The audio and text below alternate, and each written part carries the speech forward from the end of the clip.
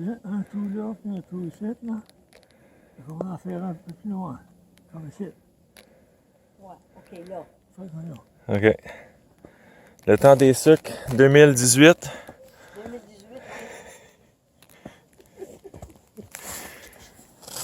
On est en train d'entailler notre premier érable.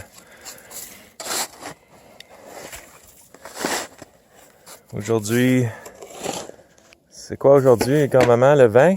Le 20 février? le 19. Le 19. 19 février. À peu près 12 degrés Celsius. Ouais. Commence à mouiller, mais pas mal On a eu du beau soleil. beau soleil pas mal toute la journée.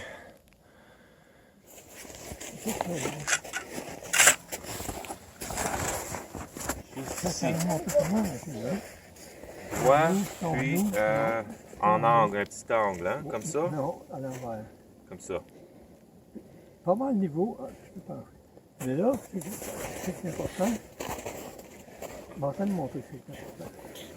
C'est pas parce que moi j'en pousse ça à l'université. Université de grand-papa.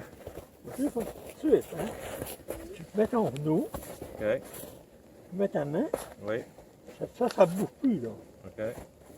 Puis là, tu passes. Tu fais ça de même. OK. Parce que ta main, ça va passer. Même avec essaye-toi là. Solide. Tu t'as apporté deux Ouais. bananes, les as-tu mangées? La main. Ben, si tu peux. J'ai Ça. apporté deux bananes, j'ai apporté Correct. des clémentines, j'ai apporté des biscuits. 2 pouces. C'est à peu près 2 pouces, ça. Non, non. D'autres.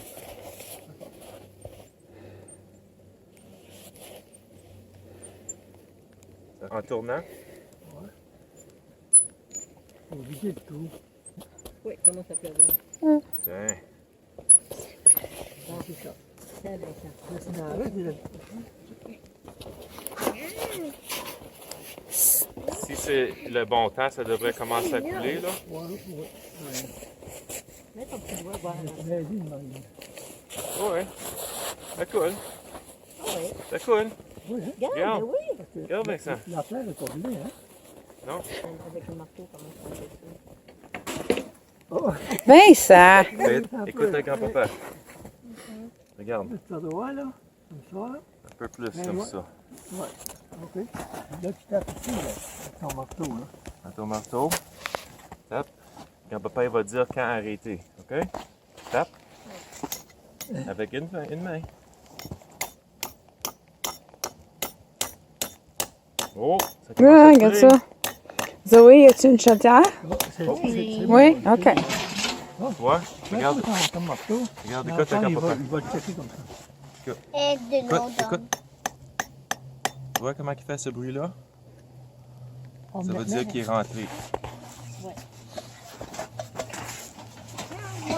OK, vas-y Zoé. Hey, ça coule la porte de ça. Oui, toi t'enlèves ça comme ça. Tu mets dessus. C'est comme ça ou comme ça? Comme ça.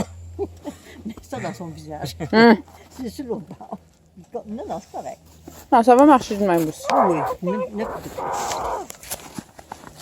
Hey! Ben, c'est ça. Supposé être comme ça? Tu je l'avais mis à l'envers. Ah, OK. Ça devrait être l'autre sens. Hey, ça coule la porte de ça. Ouais. On va essayer de mettre son yeux. Non, pas. C'est sucré. Goody. Ça goûte bon? Mmh. Bon pour la santé. On va te le faire d'aller ramasser. As-tu vu qu'est-ce que grand-papa a fait? Non, ta jambe est pas bonne. Ton genou. Ta jambe. Regarde, je vais te montrer qu'est-ce que grand-papa a fait. Tu mets ta jambe comme ça, là. Bon, c'est parti. Here we go. Garde-la droit, Vincent. Keep it straight, because if it doesn't go straight, it's gonna break. There we go. All right. Ça coule-tu? Oh! Oh, ça commence à couler. Ah. Ça coule. Ben oui, j'en vois, je le vois. Rentre le chalumeau. Tu dis l'affaire, Zoé? Chalumeau. Ok. Comme ça, droit, OK? Droit, straight. Comme ça, OK? Mets-le dedans. Tape-le avec le marteau. Tranquillement. Oui. Pas fort, fort, juste comme ça. Tout en rond. Le pont d'Avignon. C'est moi qui avais chanté ça hier. Ça me surprend qu'il s'en souvient. Ben oui. C'est du Oh, sucre. tu vois, ça fait une C'est de différence. l'eau de Ça fait un c'est de différent l'eau son, là. d'érable. Regarde. C'est du Ça, ça De veut dire l'eau qu'il est rentré. d'érable. d'érable. D'érable. D'érable. So that's the sap. How you guys doing? Wanted to just share with you, I'll lower my voice because the sound carries around here. But I wanted to share with you guys the checking of the sap. So let me take you through that. This will be the first time. We tapped a few yesterday just to see. Now I can go check. Some rain might have got in here as well, so it'll be hard to tell how much is actually leaking, but as you can see, there's quite a bit in there. So this may be a good season, my friends. Oh yeah. Some of that's water though, a lot of it's water at the beginning of the season. And it's raining, so that's not bad. The others are that we tapped are over there. If you can see them, there's one there, and there's another one on the other side. One of the trees has 3 buckets, the other has 2. So we have, I think, 6 total right now. So, but yeah, that's what I'm up to, my friends.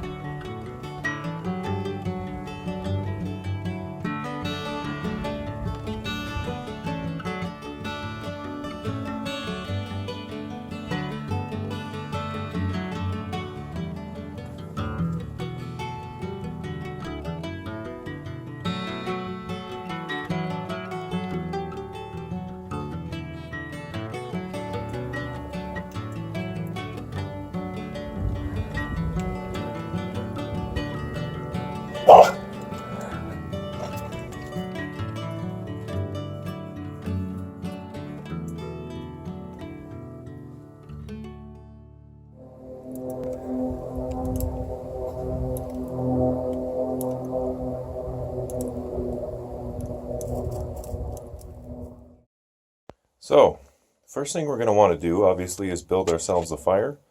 Today, it's not very nice outside. I'll quickly show you that here. It's snowing, so suffice it to say that the sap is not flowing.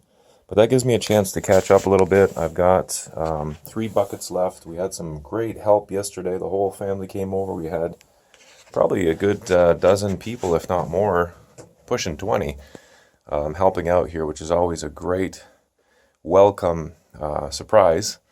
So we got to boil a lot of sap, made another roughly 8 to 10 cups of syrup. We're up to, we're got to be at least at 30 cups right now, including the stuff that's inside that needs to be filtered. But since I can't collect any sap today, I'm going to take advantage and catch up on my sap boiling.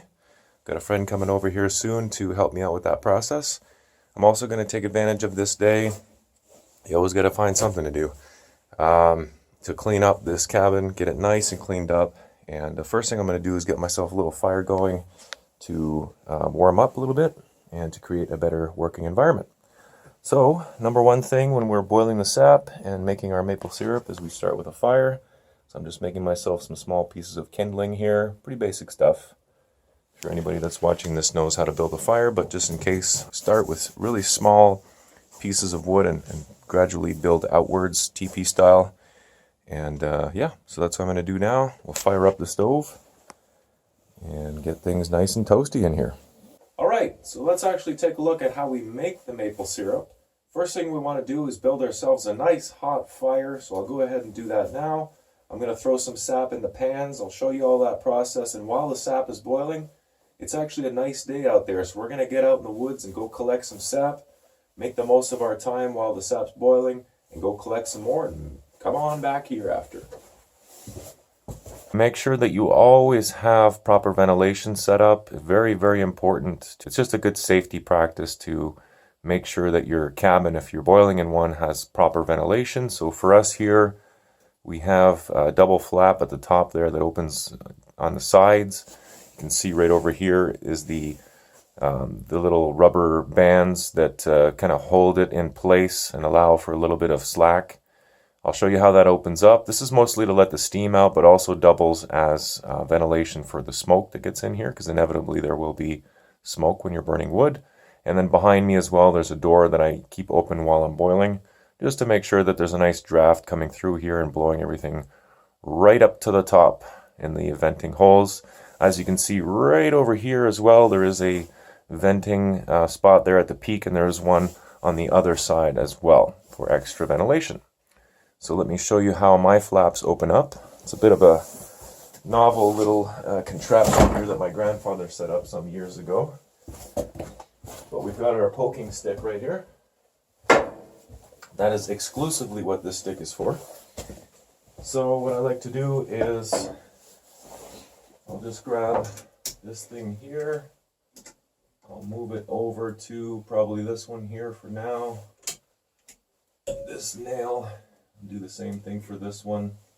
We're basically trying to prevent it from just falling over on the outside and flapping down on the roof.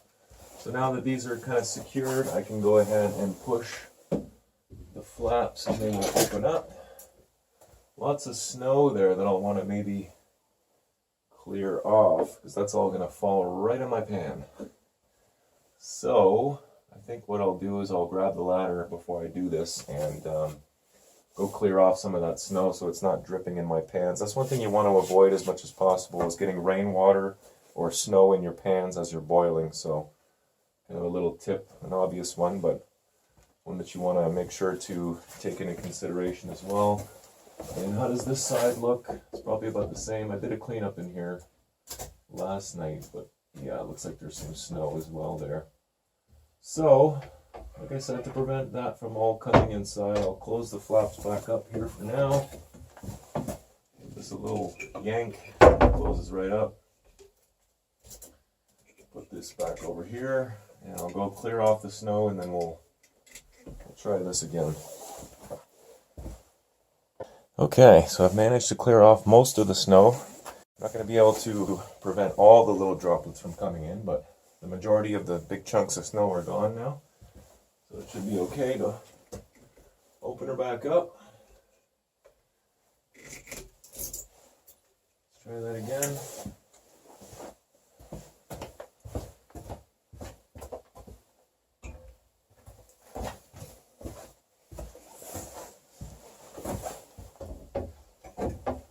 One side, a little bit of snow there. Yep, that's exactly what I was talking about. And that one, there we go. There is a light snow outside, but it shouldn't be too bad that there's going to be a whole bunch falling in here, so it should be alright. Okay, next we're going to go ahead and make our fire. So what I did is I went to Walmart and I picked up one of these little benches here. These are actually little tables for kids, but it's the perfect height for setting up right beside the fire like this, so that you can actually sit down. You don't have to sit your butt on the cold stones here. So that works really good. And then I also went and chopped myself up a whole bunch of kindling. Better to have too much than not enough. And I'm going to use that to start my fire. Underneath is some newspaper to get things going. I've gotten pretty good at my fire making now, so I can usually get it going on the first go using my kindling and newspaper. So I'm actually pretty low on wood here. As you can see behind this ladder, my wood pile is pretty low, so I'm going to have to bring in some wood as well. Make sure to have a good stockpile of wood before you get things started. It just makes things a lot easier in the sense of not having to run around getting wood when you're trying to boil. So that would be my suggestion, and I should practice what I preach as well. But I'll go get some here as well after I get it going. So it really doesn't take a lot of newspaper, maybe 3 or 4 little balls. I was once told to make, instead of scrunching them all up into balls like that, I was once told that you're supposed to twist. I don't know if there's any truth to that or not, but do it whatever way works best for you. Once we've got our 3 or 4 little balls of paper, then I start stacking up teepee style little pieces of wood, starting with the smallest that you can find and then making it a little bit bigger on the outside. This is just my preferred method, but of course use your own and your own best judgment, as with all things. So that should be more than enough here. I've actually gone and covered up all my newspapers. It's going to be a little harder to light, but we'll get it going. But once this gets going, I'll throw a couple logs in there, go get some more logs, stock them up here, and we're going to get boiling.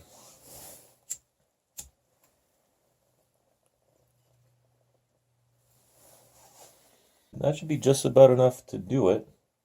Now I can go ahead and add my bigger pieces here. Alright, so I'm almost ready for my first log. This is a little wet. It was on the ground, so I don't know how well that's going to burn, but I'm sure it'll dry off before long. Something like that, and then I can start putting stuff on top. Again, this is not fire making 101. Making a fire is pretty basic stuff. You don't really need my help for that. I'm just showing you the way I do things. Fire's going good now. I think we're just about ready for a big log on top. Put this big mamma jamma in there. Still got some smoke coming out here, which is a little bit of a concern, but got the door open now and my vents are up, so should be okay. One thing I like to do as well is I start with my fire in the front, and as it burns and gets hotter, I'll shove it more towards the back. But this should be perfect to get that going. I'll give you another look at it, and then I'm going to go collect some wood. We're going to get this thing started, my friends.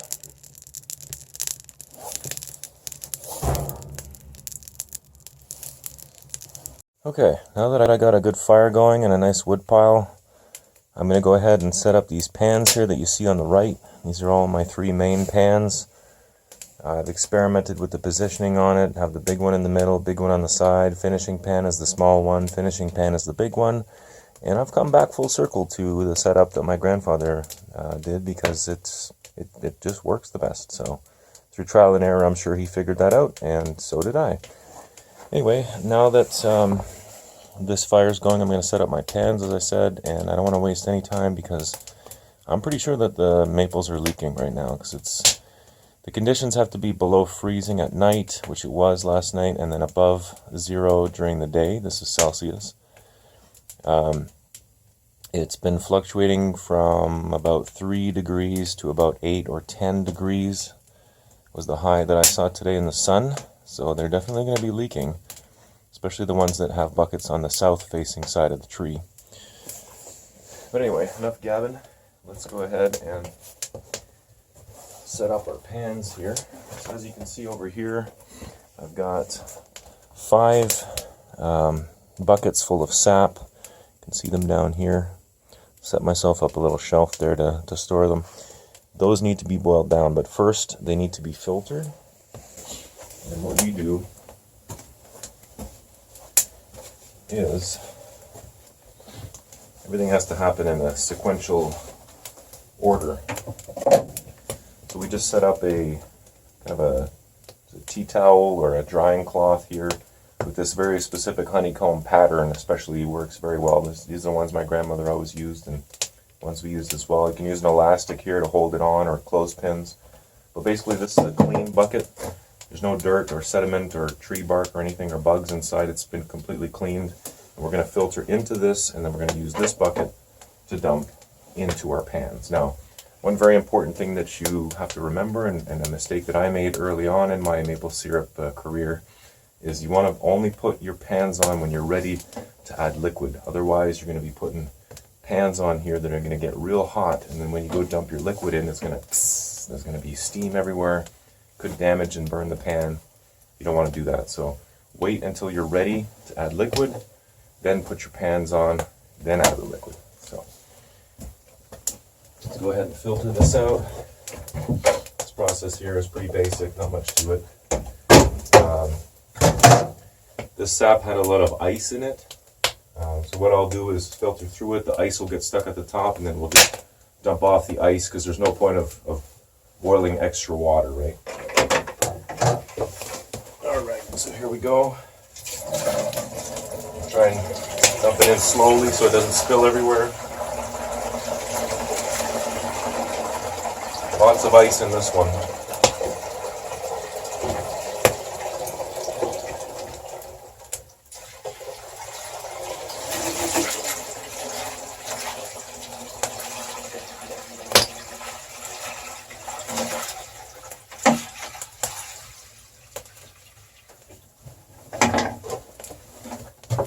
And that gives us another bucket to go collect sap with. Not that I need any, I've got 3 out there, but to give you an idea, there's, you can see that, there's like tree bark, kind of stuff you're going to find in your sap. Tree bark, stones, twigs, grasses, bugs, various other sediment and things. So it will make a mud, kind of a mud as well.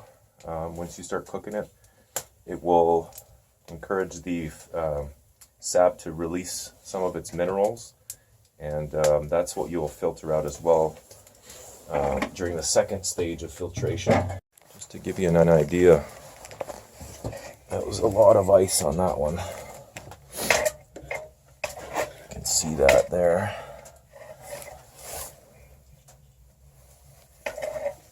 You can see that there was a good amount of ice there. And then just for comparison's sake, if I show you what the unfiltered sap looks like, we'll compare the two. And you'll see how much of a difference the first stage of filtration makes. This part's a little tricky, but what I like to do is just take off 2 of the pins, hold it, and then pull it back like that, so none of it goes in. If I drop a little bit of ice in here, it's no problem. The hot fire will just evaporate that quickly anyway. But I'll grab most of it, getting it away, making sure none of it falls in, and I'll just go dump this outside. So this one is ready to be used again. But let's take a look at the difference here so you can see why we filter. See that? Unfiltered, first stage filter. So huge difference. Look at all that crap in there.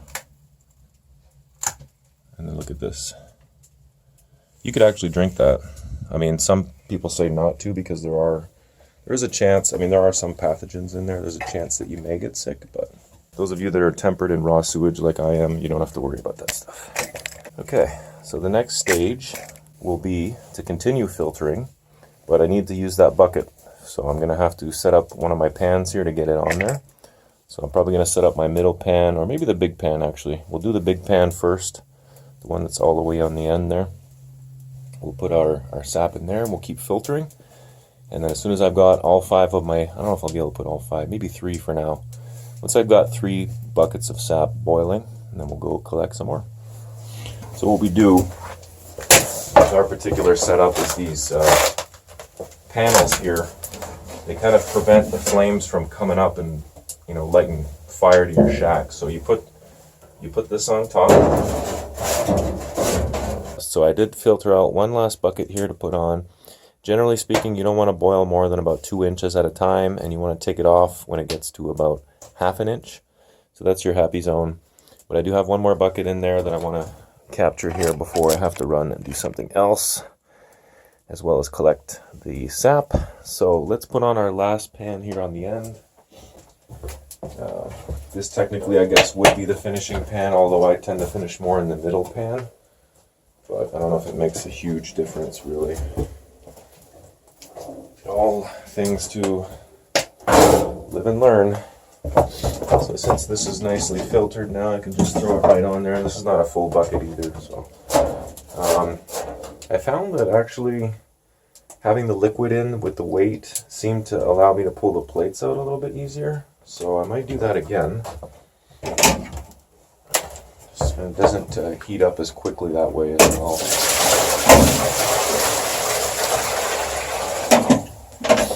There we go. I could probably fit another bucket between the 3 of these, but I have to run. I have a visitor coming soon, so I must go. Make sure that's set up here before I go.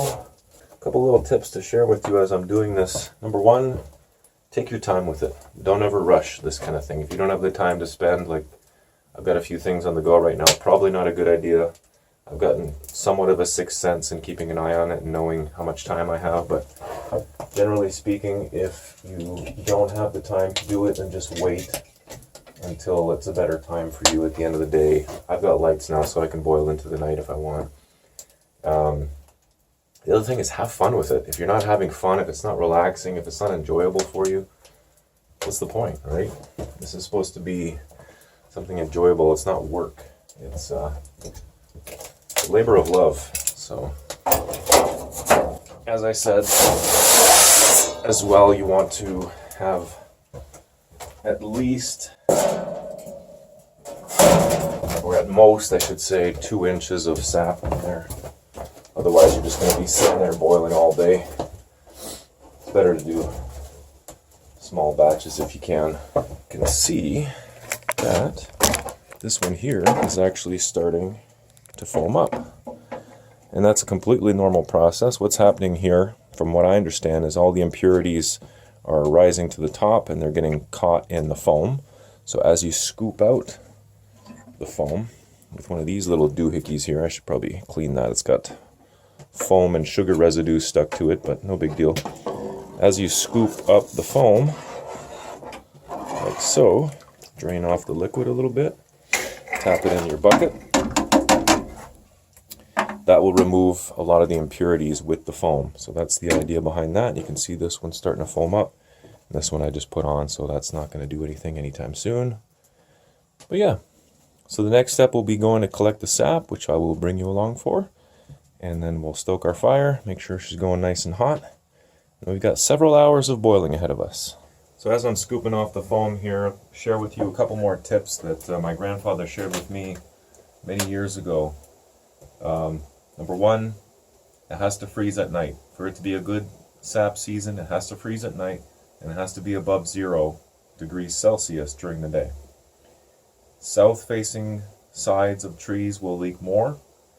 You want to space out your buckets by about 6 to 8 inches. If possible, never drill in the same hole twice.